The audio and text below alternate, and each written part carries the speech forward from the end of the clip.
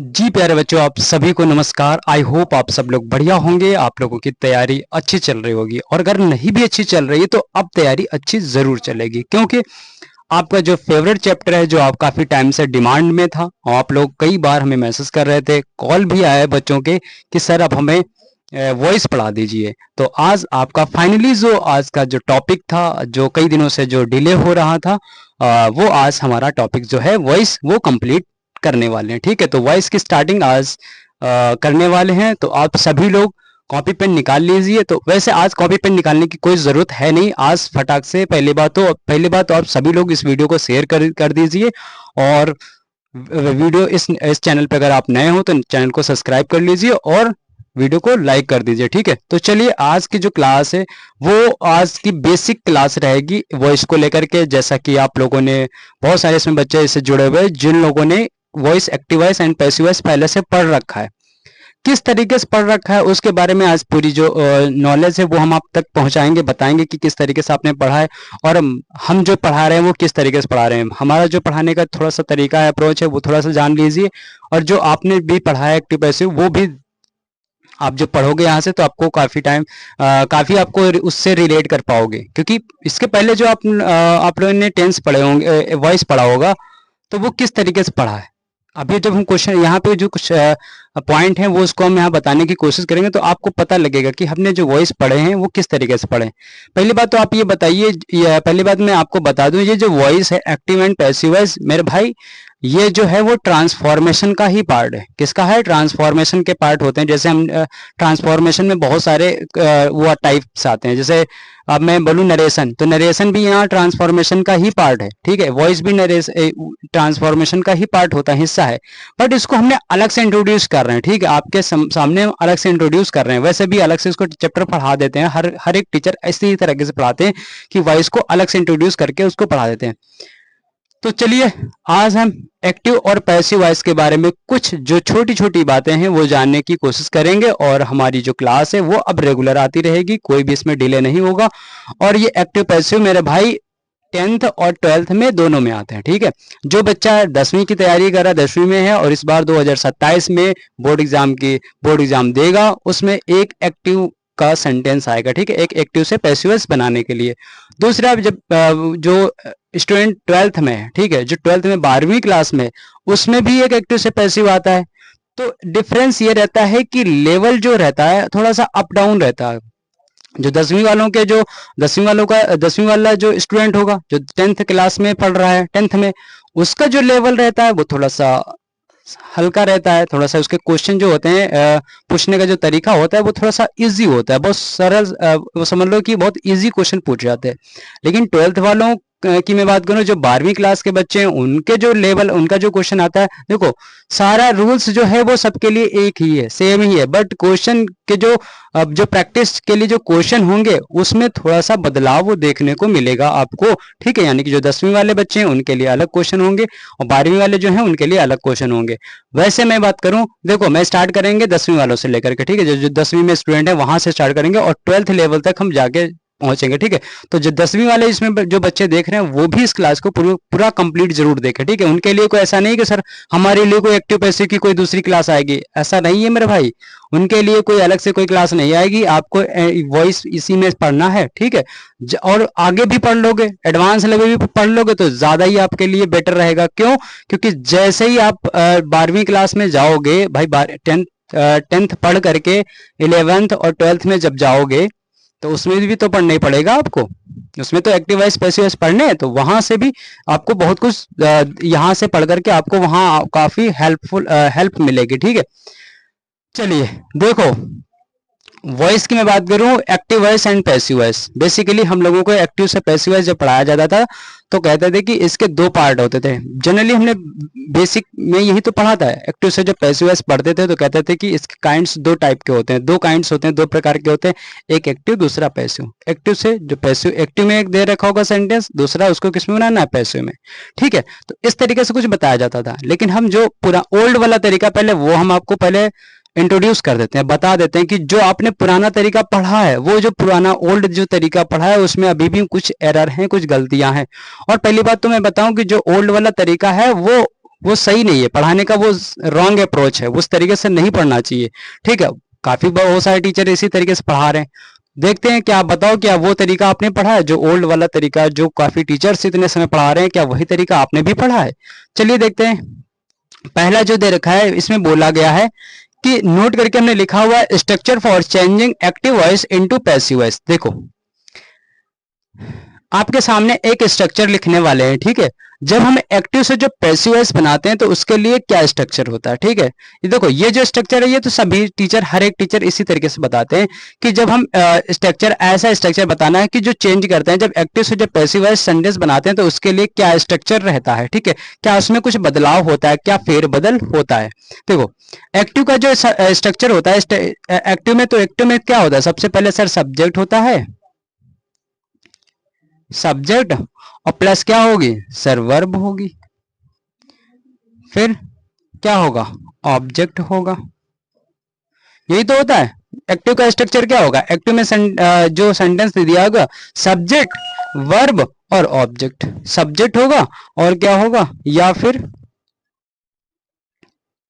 Subject, verb और object, ठीक है।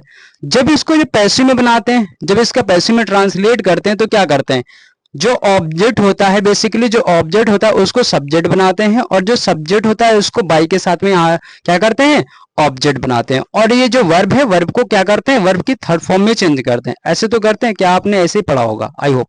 चलिए देखो, ये जो ऑब्जेक्ट है ये यहाँ करके क्या बनेगा, सब्जेक्ट बनेगा। तो मैं यहाँ पे ऑब्जेक्ट को यहाँ पे लिख दूं, ठीक है। यहाँ मैंने यहाँ पे लिख दिया ऑब्जेक्ट, ठीक है, ऑब्जेक्ट। देखो बेसिकली मैंने वही के वही शब्द इसलिए उठा लिए आपकी आपकी मतलब सहूलियत के लिए। वैसे ये ऑब्जेक्ट है, जो यहाँ पे ऑब्जेक्ट नहीं रहेगा, यहाँ क्या बन जाएगा, ऑब्जेक्ट मेरे भाई यहाँ पे सब्जेक्ट का काम करेगा। यहाँ पे क्या बनेगा, सब्जेक्ट में चेंज हो जाएगा, कन्वर्ट हो जाएगा। फिर उसके बाद में क्या आ जाएगा, उसके बाद में हेल्पिंग वर्ब लगा देते थे। ये तो करते थे कि सब्जेक्ट सिंगुलर है या प्लूरल है, तो उसी के अकॉर्डिंग यहाँ पे हेल्पिंग वर्ब। ध्यान से समझना, अभी हम बताते हैं जो ओल्ड वाला तरीका, जो जो टीचर पढ़ाते हैं वैसे ही बताएं। ये जो तरीका है जो टीचर पढ़ाते हैं ये बहुत ही रॉन्ग अप्रोच है, इस तरीके से नहीं पढ़ना चाहिए। अगर इस तरीके से पढ़ोगे तो बहुत कुछ लर्न करना पड़ता है, बहुत कुछ याद करना पड़ता है, और हम जो आपको पढ़ाएंगे उसमें कुछ याद नहीं करना ज्यादा, ठीक है। आपको सिर्फ और सिर्फ कॉन्सेप्चुअल क्लैरिटी बनानी है, कॉन्सेप्ट को समझना है, और फटाक से आंसर आपके सामने आ जाएंगे, ठीक है। बहुत आसान रहे, ठीक है। तो सब्जेक्ट, सब्जेक्ट के बाद में आप हेल्पिंग वर्ब लगाते हो, उसके बाद में क्या करते हो, ये वाली जो वर्ब होती है इसको थर्ड फॉर्म में चेंज करते हो, ऐसे तो करते हो कुछ। फिर उसके बाद में बाई के साथ में ये वाला जो सब्जेक्ट है मेरे भाई, वो यहाँ करके बाई के साथ में क्या बन जाएगा, जो सब्जेक्ट है वो यहाँ आकर के किस में बन जाएगा, ऑब्जेक्ट में चेंज हो जाएगा। मैंने वही के वही शब्द इसलिए लिख लिए क्योंकि ये जो ऑब्जेक्ट है वो यहाँ आकर के सब्जेक्ट में चेंज होगा, और ये वाला जो ऑब्जेक्ट है वो आकर के यहाँ सब्जेक्ट में चेंज होगा। क्यों, ऐसे तो कुछ है। ये वाला जो ऑब्जेक्ट है, देखो ये वाला जो ऑब्जेक्ट है वो यहाँ चला जाता है, और ये वाला जो सब्जेक्ट है वो यहाँ आ जाता है, और इस वाले का थर्ड फॉर्म तो बनता ही बनता है, ठीक है। ये V3 फॉर्म में चेंज हो जाता है जब एक्टिव से पैसिव बनाते हैं तब, ठीक है। क्या आपको ये बात समझ में आ गई? अगर नहीं समझ में आए तो दोबारा एक बार फिर बता दे। देखो क्या बोला गया है, structure for changing active voice into passive voice. जब एक्टिव से जब हम पैसिव वॉइस में चेंज करते हैं तो उसके लिए क्या स्ट्रक्चर है, ठीक है। जब एक्टिव से पैसिव वॉइस जब हम बनाते हैं तो उसके लिए क्या चेंजिंग करनी पड़ती है, क्या बदलाव करने पड़ते हैं। तो यही कुछ बदलाव करने पड़ते हैं, आपने भी ऐसे पढ़ा होगा, लेकिन हम आपको ये जो तरीका है ये इस तरीके से नहीं पढ़ाएंगे। ये वाला जो तरीका है पहले समझ लो, स्ट्रक्चर समझ लो, फिर मैं आपको बताता हूँ। ऐसे टीचरों ने ऐसे सेम हूबहू ऐसे पढ़ाया है, बहुत सारे टीचरों ने ऐसे पढ़ाया कि ये वाला ऑब्जेक्ट यहाँ सब्जेक्ट बन जाएगा, जो कि सही भी है, जो कि सही भी, ये वाला ऑब्जेक्ट यहाँ कर सब्जेक्ट बन जाएगा। हम आपको इसमें बताएंगे बारीकियां, कहाँ पे इसमें गलती है, कहाँ पे एरर है, ठीक है। और सबसे बड़ी गलती अभी आगे भी बताएंगे, सबसे बड़ी गलती टीचर्स तो यही बताते हैं, ये वाला ऑब्जेक्ट यहाँ करके सब्जेक्ट बनेगा, सब्जेक्ट के अकॉर्डिंग मेरे भाई, इस सब्जेक्ट के अकॉर्डिंग यहाँ क्या आएगी, हेल्पिंग वर्ब लगेगी, is, am, are, was, were, be, been, being, और हेल्पिंग वर्ब क्या, विल, शैल, शुड, ये तो मॉडल हो गया, ठीक है। उसके अलावा क्या, हैड, फिर हैव, हैज, ये सारी की सारी वर्ब लगाते हैं, हेल्पिंग वर्ब, ठीक है, यूज करते हैं। फिर उसके बाद में वर्ब की थर्ड फॉर्म लगाते ही लगाते हैं। जनरली बहुत सारे टीचर ऐसे बोलते हैं कि देखो बोलते क्या है ऐसा, ठीक है। जब पैसिव वॉइस बनाते हैं तो पैसिव वॉइस में वर्ब की थर्ड फॉर्म लगती है, हमेशा वर्ब की थर्ड फॉर्म लगती है पैसिव वॉइस। लेकिन कब लगती है ये तो बताओ, वर्ब की थर्ड फॉर्म तो भाई हैव के साथ में तो आता है, हैव और या फिर हैज, इनके साथ में भी तो वर्ब की थर्ड फॉर्म आती है। तो सही से बच्चों को क्लैरिटी तो दो कि भाई वर्ब की तो थर्ड फॉर्म तो यहाँ पर भी आती है, और बता दो पैसिव वॉइस जब बनाते तो वर्ब की थर्ड फॉर्म लगती है। ठीक है मेरे भाई, वर्ब की थर्ड फॉर्म लगती है, लेकिन वर्ब की थर्ड फॉर्म के साथ में कुछ और भी लगता है, तभी तो हम पहचान पाएंगे, आइडेंटिफाई कर पाएंगे कि ये जो टेंस है हमारा जो एक्टिव एक्टिव का होगा तो कैसा है, पैसिव में होगा तो फिर कैसे पहचानेंगे, कैसे आइडेंटिफाई करेंगे। तो पैसिव में जब होगा तो उसके उसके लिए कुछ वर्ब्स होती है, कुछ क्या होती है, बी की वर्ड्स होती है, उनके अकॉर्डिंग बी की फॉर्म होती है, उसके साथ में आपको थर्ड फॉर्म अगर कहीं पे आपको लिखी हुई दिखती है तब मेरे भाई वो पैसिव वॉइस होता है। अदरवाइज सारे जितना भी कहीं पर भी आपको टेंस में वर्ब की थर्ड फॉर्म लिखी हुई दिख रही है वो एक्टिव होगा। ठीक है, जैसे यहाँ देखो वर्ब की थर्ड फॉर्म यहाँ पर भी है और यहाँ पर भी वर्ब की थर्ड फॉर्म, लेकिन मेरे भाई यहाँ बी की फॉर्म के साथ में होगा। अब बी की फॉर्म क्या है, बहुत कुछ ऐसे स्टूडेंट है जो पहली बार सुन रहे होंगे बी की फॉर्म, जिन लोगों ने पढ़ रखा है हमसे वो समझ गए होंगे कि बी की फॉर्म क्या होती है। ठीक है, पहली बात तो हम आपको ये बता दें कि हैज और हैव के साथ में वर्ब की थर्ड फॉर्म भी आती है, तो ये आप इसको पैसिव मत कंसीडर कर लेना। पैसिव कंसीडर जब करेंगे जब बी की फॉर्म के साथ में वर्ब की थर्ड फॉर्म होगी तब वो पैसिव होता है।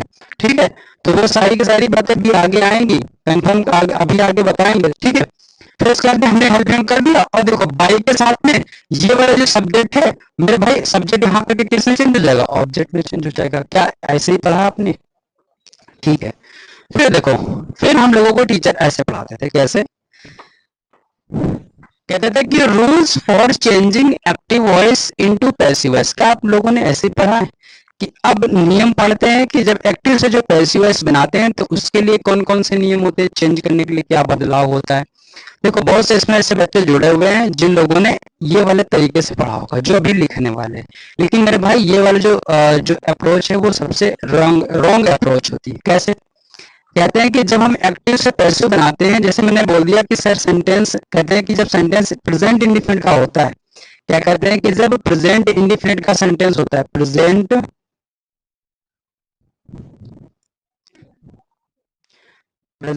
इंडिफिनिट, जब सेंटेंस प्रेजेंट इंडिफिनिट में होता है तो उसको हम क्या करते हैं मेरे भाई, उसको मेरे भाई हम चेंज करते हैं। क्या कर देते हैं? चेंज इनटू, चेंज इनटू किसमें करते हैं? पैसिव वॉइस में।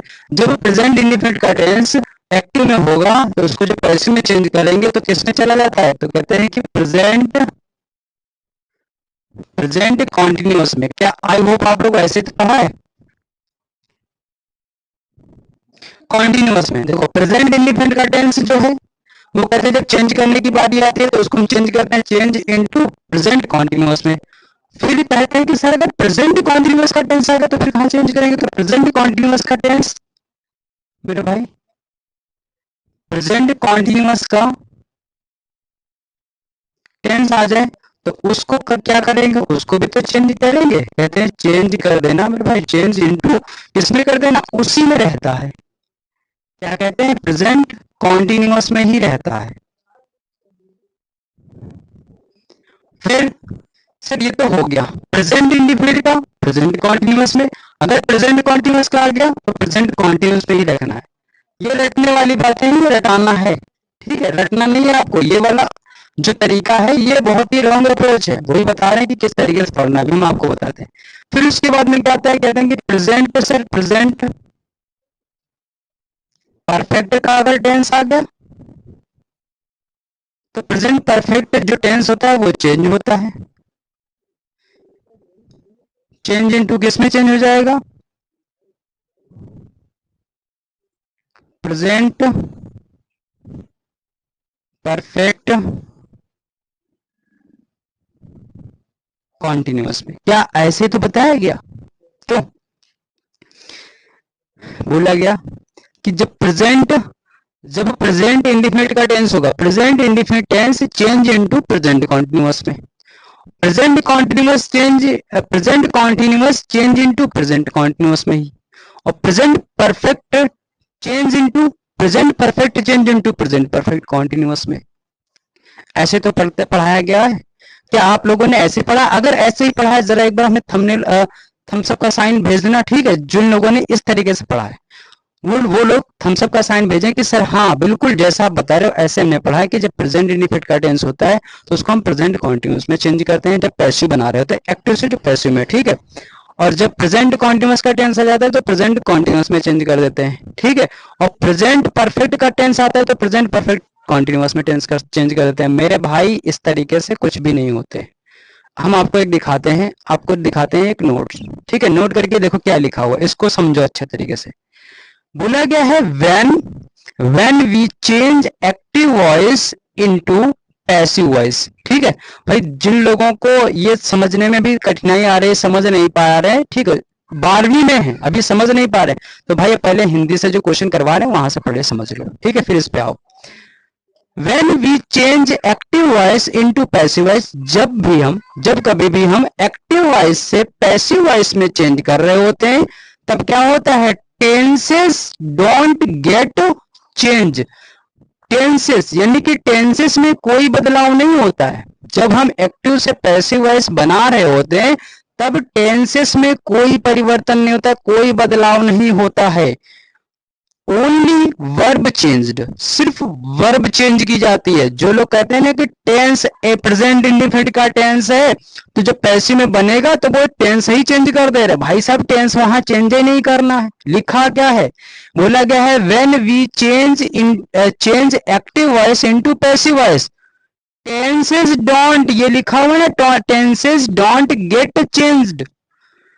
टेंस मेरे भाई टेंस नहीं चेंज होता, और यहाँ पे क्या करवा दिया है कि टेंस ही चेंज करवा दिया है कि प्रेजेंट इंडिफिनिट का टेंस भाई साहब चेंज कर दिया हम प्रेजेंट कॉन्टिन्यूअस में। करवाया गया कि नहीं करवाया गया, ऐसे तो करवाता है टीचर। भाई साहब ये ऐसा नहीं करना होता है कि प्रेजेंट इंडिफिनिट का टेंस प्रेजेंट कॉन्टिन्यूअस में थोड़ी चेंज हो जाएगा।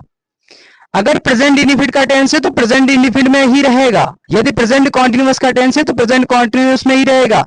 प्रेजेंट इंडिफिनिट का टेंस प्रेजेंट इंडिफिनिट में ही रहता है, और प्रेजेंट कॉन्टिन्यूअस का टेंस मेरे भाई प्रेजेंट कॉन्टिन्यूअस में ही रहता है, और प्रेजेंट परफेक्ट का टेंस प्रेजेंट परफेक्ट में ही रहता है। सिर्फ और सिर्फ बदलता है तो क्या, सिर्फ और सिर्फ बदलती है मेरे भाई वर्ब, ठीक है। हमने क्या बताया भाई साहब, ये जो आपने कर लिख दिया ना present indefinite change into present continuous, गलत है। कॉन्टिन्यूअस में कैसे चेंज हो गया, प्रेजेंट इंडिफिनिट का टेंस प्रेजेंट में ही रहेगा। ट्रांसफॉर्मेशन का मतलब है ट्रांसफॉर्म करना, बदलना। क्या बदलना, जैसे टेंस ऊपर एक्टिव में है तो पैसिव में वही रहना चाहिए, उसका भाव और अर्थ नहीं बदलना चाहिए, सेम रहना चाहिए। बस थोड़ा सा बाई लिख करके, यहाँ जैसे हमने बाई लिख करके सब्जेक्ट को बाई लिख करके यहाँ लिख देते हैं ना, बाई के साथ में सब्जेक्ट को ऑब्जेक्ट बना देते हैं, बस वहां उसकी हिंदी के हिसाब से निकलता है द्वारा, ठीक है, ये निकलता है बस, और कुछ भी नहीं चेंज होता है। और जो लोग कह रहे थे कि टेंस से चेंज कर दो, भाई साहब टेंस कैसे चेंज हो जाएगा, टेंस नहीं चेंज होता है। अगर आपने अगर पढ़ रखा है इस तरीके से तो पहले ये वाला तरीका जो पढ़ा है पहले इस तरीके से भी समझ लो, ओल्ड वाला तरीका, ठीक है। फिर हम आपको बताएंगे अपना जो न्यू तरीका, जो न्यू क्या वो बहुत काफी टाइम से चल रहा है, बहुत सारे टीचर उसी तरीके से पढ़ा रहे हैं। बी की फॉर्म से पढ़ाएं तो बी की फॉर्म से पहले पढ़ाएंगे, समझेंगे कि बी की फॉर्म होती क्या एक्चुअल में, फिर उसके बाद में हम आपको बताएंगे। ये छोटी सी झलक थी आज, ठीक है, टेंस की। ये यानी कि जो आपने टेंस पढ़ते हो वॉइस में, ठीक है, वॉइस में जो एक्टिव से पैसिव बनाते हो, तो ये छोटी सी झलक हमने आपको दिखाई है। हो सकता है आप लोगों ने इस तरीके से पढ़ रहे होंगे, आपको टीचर ऐसे पढ़ाया होगा, कुछ टीचरों ने ऐसे पढ़ा रहे होंगे कि प्रेजेंट इंडिफिनिट जो टेंस है वो प्रेजेंट कॉन्टिन्यूअस में चेंज हो जाता है। भाई साहब कहाँ चेंज हो जाएगा, होगा नहीं चेंज, क्योंकि बोले ही गया यहाँ पर, एक बार अच्छे तरीके से इसको नोट में लिखा हुआ है, when we change into active voice into passive voice tenses don't get changed. भाई साहब जब कभी भी ध्यान रखना इस बात को, जब कभी भी हम एक्टिव से पैसिव वॉइस बनाते हैं तब वहां पर टेंसेस में कोई बदलाव नहीं होता है। टेंसेस में कोई बदलाव मत कर देना कि प्रेजेंट इंडिफिनिट का टेंस है, ये फलाना रूल रट लिया, ढमकाना रूल रट लिया कि प्रेजेंट इंडिफिनिट का टेंस है और प्रेजेंट इंडिफिनिट का रूल, प्रेजेंट इंडिफिनिट का टेंस है, प्रेजेंट कॉन्टिन्यूअस में चेंज कर दिया। पास्ट इंडिफिनिट का टेंस है, पास्ट कॉन्टिन्यूअस में चेंज कर दिया। मेरे भाई ऐसा कुछ भी नहीं होता है।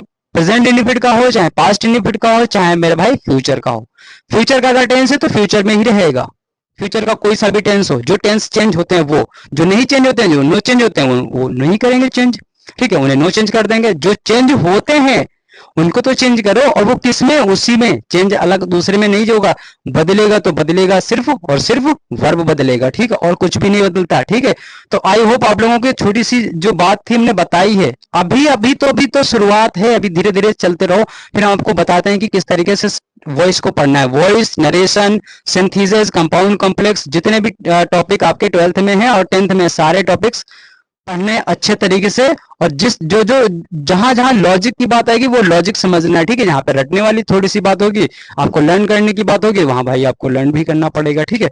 तो चलिए इन्हीं सभी के साथ में मिलते हैं अगली क्लास के साथ में। और भाई कॉपी पेन निकाल के रखा करो, साथ के साथ लिखते भी रहा करो, ठीक है। आपको पीडीएफ ही मिल जाया करेगी, और इसकी प्रैक्टिस की जो क्वेश्चन है, अगर आप जैसे अभी हम इसके रूल्स करवाएंगे, क्वेश्चन करवाएंगे, कॉन्सेप्ट करवाएंगे, उसके बाद प्रैक्टिस की बात आएगी, तो प्रैक्टिस मेरे भाई टेलीग्राम पर जाकर के जुड़ना, वहां पर आपको प्रैक्टिस के लिए आपको क्वेश्चन मिलेंगे, ठीक है। प्रैक्टिस के लिए मैं वहां पर डेली में प्रैक्टिस सेट दूंगा, ठीक है। अभी तो प्रैक्टिस नहीं मिल रही, क्योंकि अभी तो हम कॉन्सेप्ट की ही रिक्वायरमेंट है, कॉन्सेप्ट ही समझा रहे हैं, और जैसे ही हमारे ये कॉन्सेप्ट कंप्लीट होते जाएंगे और साथ के साथ हम आपको क्या करवाएंगे, प्रैक्टिस के क्वेश्चन लेके आएंगे। तो चलिए मिलते हैं अगली क्लास में, तब तक के लिए wish you all the best, take care, bye bye.